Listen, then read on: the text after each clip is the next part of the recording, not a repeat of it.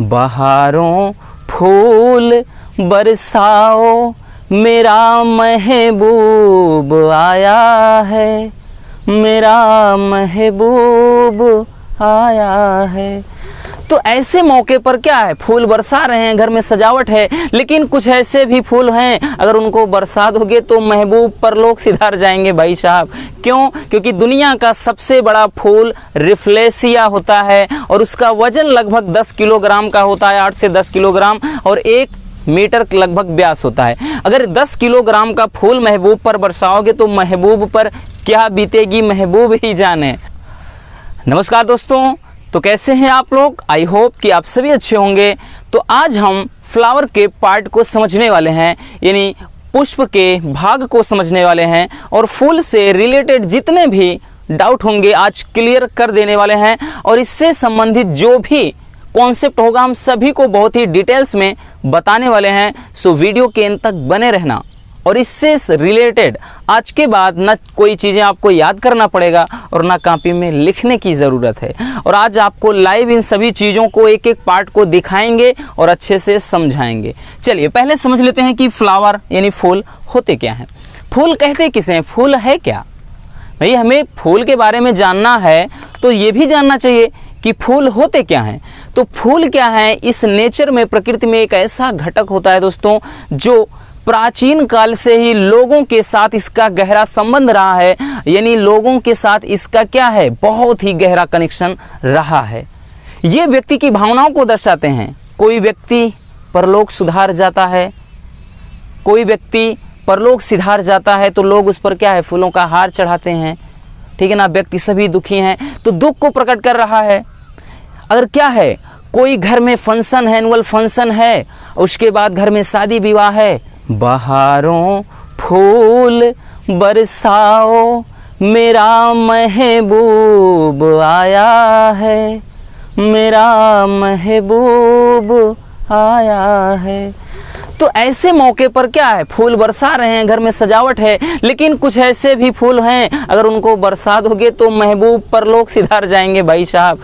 क्यों? क्योंकि दुनिया का सबसे बड़ा फूल रिफ्लेसिया होता है और उसका वजन लगभग 10 किलोग्राम का होता है, 8 से 10 किलोग्राम, और 1 मीटर लगभग व्यास होता है। अगर 10 किलोग्राम का फूल महबूब पर बरसाओगे तो महबूब पर क्या बीतेगी, महबूब ही जाने।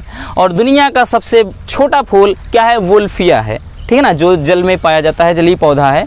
तो ये चीज़ें होती हैं ना। और जैसे क्या है, कोई प्रेम स्नेह की भावना है, कोई फूल लेके गांठी, यहाँ से गांठ तोड़ करके पैरों के घुटनों के बल बैठकर विल यू मैरी मी तो क्या होता है दोस्तों। और दोस्ती में है सफ़ेद पीले, लाइक दैट, इस तरह से क्या है, विभिन्न प्रकार के रंग हैं फूलों के, और सभी फूल क्या व्यक्ति की भावनाओं को दर्शाते हैं। ये हो जाते हैं फूल और इनका गहरा कनेक्शन होता है। अब समझ लेते हैं कि फूल के पार्ट कौन कौन से होते हैं। तो फूल के हम बात करें 4 भाग होते हैं। पहला है बाह्य दलपुंज, दूसरा है दलपुंज, तीसरा है पुमंग, चौथा है जायांग। एक एक चीज को अच्छे से देखते चलना। अगर इसमें हम बात करें दोस्तों, इसको बोलते हैं तंतु, इसको बोलते हैं तंतु, ठीक है ना। इसको क्या बोलते हैं दोस्तों, इसको तंतु कहा जाता है। और इसके बाद ये वाला जो भाग है इसे कहा जाता है पुष्पासन। क्या कहते हैं, पुष्पासन, ठीक है ना। ये क्या है, तंतु कहलाता है। वैसे तंतु या फिलामेंट क्या किधर गया, इसको भी बोलते हैं, लेकिन इसको भी तंतु बोला जाता है। अब देखिए ये वाले जो भाग होते हैं ये पुष्प के भाग में नहीं शामिल हैं, है ना। जैसे हम आपको दिखा देते हैं, हमारे पास एक कली है, इसमें जो ये नीचे की जो ये क्या है, एक डंडी नुमा संरचना है, यही क्या है, ये एक तंतु है, ठीक ना। तंतु है, एक प्रकार की छड़ है। और किसी को पुष्प देना होता है तो हम ऐसे ही पकड़ कर दे देते हैं, आपको भी दे रहे हैं। तो ये क्या है, इस पार्ट को हम पकड़ रहे हैं, ठीक है ना। तो ये चीज होता है दोस्तों, तंतु होता है। अब इसके ऊपर का, इसके ऊपर यानी ये क्या है, पकड़कर अगर कोई चीज हम पकड़ कर देते हैं पुष्प किसी को, तो यही वाला भाग होता है। दूसरा है पुष्पासन। पुष्पधन आसन यानी पुष्प का आसन। ये तो पुष्प, पूरा पुष्प जो आधार है इसी पर टिका होता है। पुष्प का ये जो घुंडी नुमा संरचना होता है, सबसे ज़्यादा गुलाब वगैरह में देखो ये प्रॉपर तरीके से दिखाई पड़ता है ना, अभी जो हमने दिखाया आपको। तो ये क्या है, पुष्पासन, पुष्प का आसन। तो पूरा का पूरा फुलवा जो है इसी बैठा होता है ना, इसी पे टिका होता है दोस्तों, ये होता है पुष्पासन। लेकिन हमें इसके जो 4 पार्ट हैं वो कौन कौन से हैं? पहला है बाह्य दलपुंज। बाह्य दलपुंज क्या होता है? पुष्पासन के पास में जो हरे रंग की संरचनाएं होती हैं, जो 2, 3, 4 पंखुड़ियां निकली होती हैं, पत्तियां निकली होती हैं, उन्हें कहते हैं, क्या बोलते हैं? उन्हें बोला जाता है बाह्य दलपुंज यानी कैलिक्स बोला जाता है। ये क्या होते हैं दोस्तों? कैलिक्स होते हैं, ठीक है ना, कैलिक्स होते हैं। ठीक, क्या है? बाह्य दलपुंज। आपको दिखा देते हैं। अब देखिए इसमें जो बाह्य दलपुंज है वो आपको नहीं दिख रहा होगा। वो क्यों? क्योंकि इसमें क्या है दोस्तों, ये जो बाह्य दलपुंज है वो फैल चुका है। अब बाह्य दलपुंज हमेशा हरे रंग का होता है। इसका एक लॉजिक है, ये सन जो भी सूर्य से आने वाले प्रकाश को जब इस पर पड़ता है तो ये क्या है, इस तरह से जब बंद है दोस्तों, इसमें ये चारों तरफ से एक सुरक्षा कवच की तरह होता है। चारों तरफ से इसको ढके रहता है, सुरक्षा प्रदान करता है, साथ ही पोषण प्रदान करता है। किसको? फूल को। फूल को जो भोजन चाहिए होता है ये देता है। कहाँ से? बना करके। कहाँ से? जब प्रकाश इस पर पड़ेगा। तो ये चारों तरफ से देखो इसे ढके रखा है और हरे रंग का हमेशा होगा ये कैलिक्स या बाह्य दलपुंज। अब देखिए बाह्य दलपुंज है, अभी ये छोटी कली है तो इसने ढक रखा है ना। जब इसको हम चारों तरफ से इस तरह से इसको देखिए निकाल दे रहे हैं चारों तरफ से दोस्तों, अगर इसको हम 1 मिनट लाइव एग्जाम्पल आपके सामने दिखाते हैं। इस तरह से देखिए, अभी हमने इन पंखुड़ियों को 1 मिनट टूट रही हैं, खैर जाने दीजिए। देखिए ये पंखुड़ियाँ अब चारों तरफ से फैल गई है ना। पुष्पासन वाला भाग तो ये नीचे का है और ये पंखुड़ियाँ हमने चारों तरफ से इसको हटा दिया है, तो ये इस तरह से ये फैल गई हैं। अब बीच में ये पुष्प वाली संरचना दिखाई पड़ रही है। तो ये दोस्तों क्या है, इसका कार्य क्या है? पुष्प को पोषण प्रदान करना। कब? जब ये कली के रूप में होती है, यानी जब ये इस तरह से कली होती है तो चारों तरफ से सुरक्षा कवच होता है। ठीक, तो ये होता है कैलिक्स। अब दलपुंज क्या होता है दोस्तों? जो दलपुंज होता है यानी इसके पुष्प के आधार भाग से ये जो पंखुड़ियां निकली हुई हैं, पेटल्स यानी पंखुड़ियां इनको बोलते हैं, ठीक है ना, इन्हें बोला जाता है दलपुंज। दलपुंज ये पुष्प में जो भी पत्तियां दिखा देते हैं, जो भी पत्तियां होती हैं, है ना, ये जैसे आप देख रहे हैं। देखिए इसमें क्या है, इसमें कैलिक्स वाला भाग है, नीचे मुड़ाया है, और इसमें क्या है, ये पंखुड़ियाँ बहुत सारी गुलाब की इसमें क्या है, पंखुड़ियाँ। और यही पंखुड़ियाँ मिल करके किसका निर्माण करती हैं? दलपुंज, कोरोला का। किसका? कोरोला का निर्माण करती हैं ये सारी पेटल्स। एक को हम उखाड़ लिए, ये क्या है, एक पेटल्स। इसी तरह इसको उखाड़ेंगे तो ये क्या है, पेटल्स पंखुड़ियाँ मिल करके एक दलपुंज का निर्माण करती हैं, जैसा कि आपको इसमें दिख रहा है ना। यही क्या है, दलपुंज है ना। यही क्या है, यानी कोरोला है। ठीक, दलपुंज है दोस्तों। और दलपुंज का काम क्या होता है? सबसे बड़ा अहम रोल दलपुंज का ही होता है। इसका काम क्या होता है? कीटों को अपनी ओर आकर्षित करना।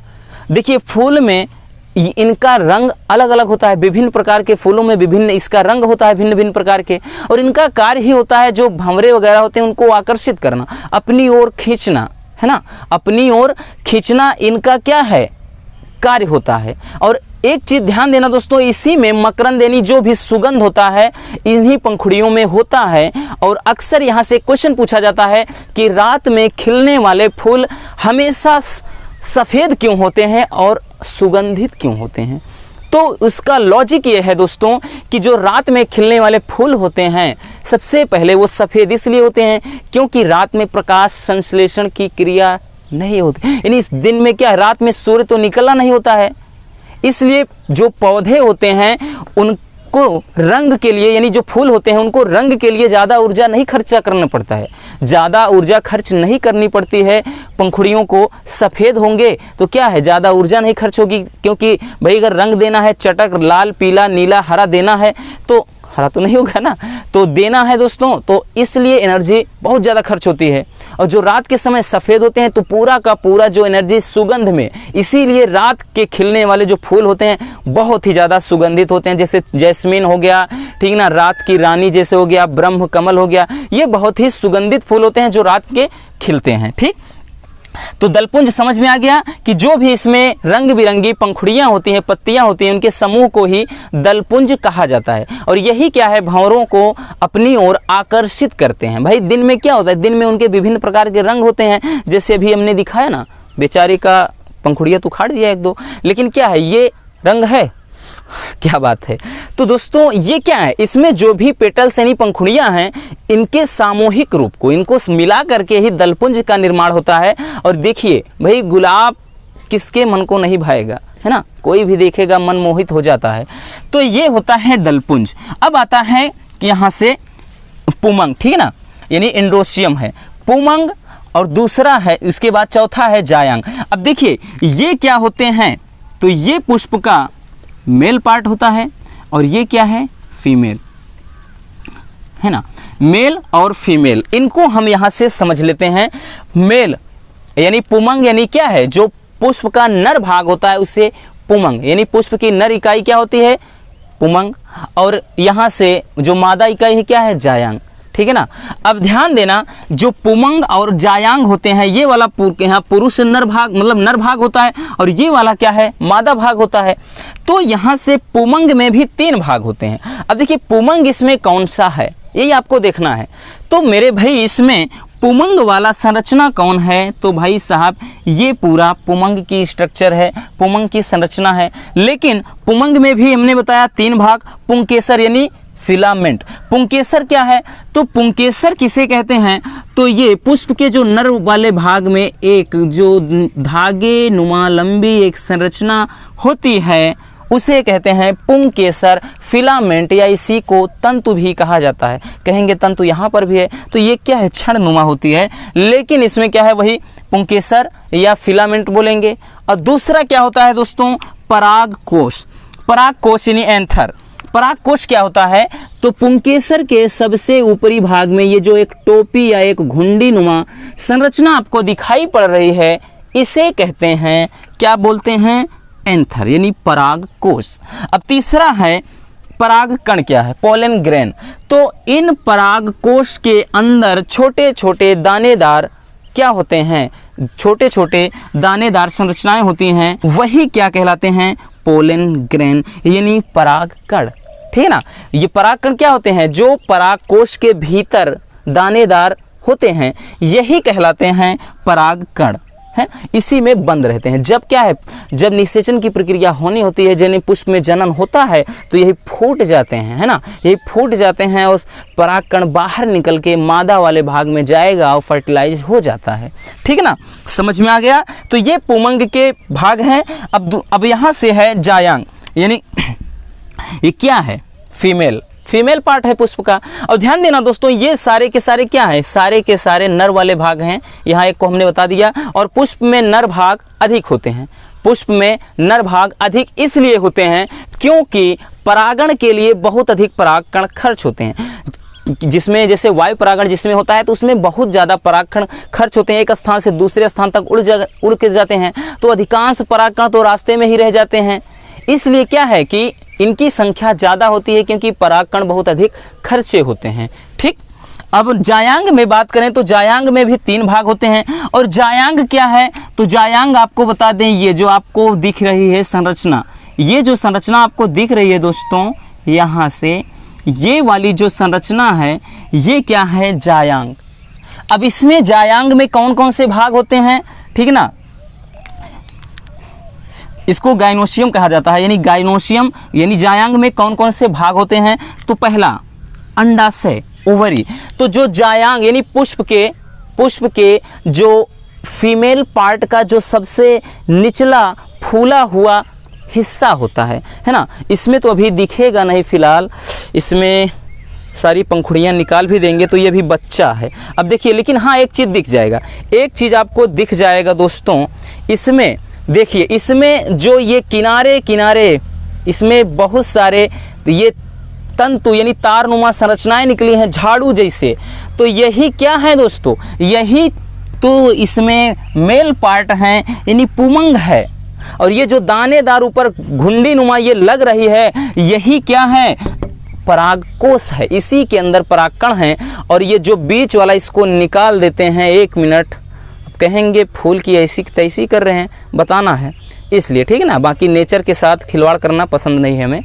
तो देखिए दोस्तों, इसमें जो आपको पूरा का पूरा भाग दिखाई पड़ रहा है, ये पूरा का पूरा भाग बच गया है फीमेल पार्ट, पुष्प का ये मादा वाला भाग। और इसमें जो ये आधार वाला छोटा सा होगा, दिख तो नहीं रहा होगा, लेकिन इसमें जो आधार भाग होता है दोस्तों, वो फूला हुआ संरचना, इसी को ओवरी कहा जाता है, यानी अंडाशय कहा जाता है ना।